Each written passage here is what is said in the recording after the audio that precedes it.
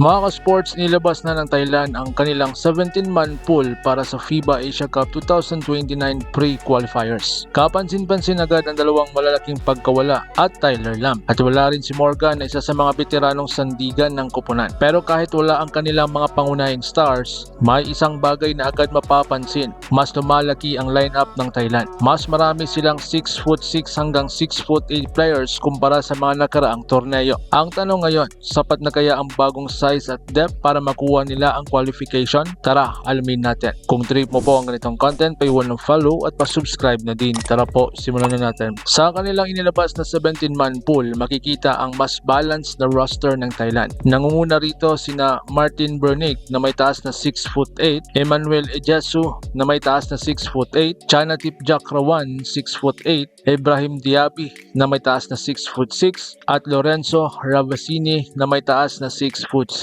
Bukod dito ay marami ring versatile forwards at guards na kayang maglaro sa iba't ibang posisyon. Kung ikukumpara sa dating lineup, mas mahaba ngayon ang frontline ng Thailand. Malinaw na gusto nilang makipagsabayan sa mas matatangkad at mas physical na mga kupunan sa Asia. So ngayon, malaking kawalan ba ang no Lamb, no Morgan? Hindi may kakaila. Malaking pagkawala sina Lamb at Morgan. Sila ang kadalasang nagbibigay ng scoring, experience, leadership,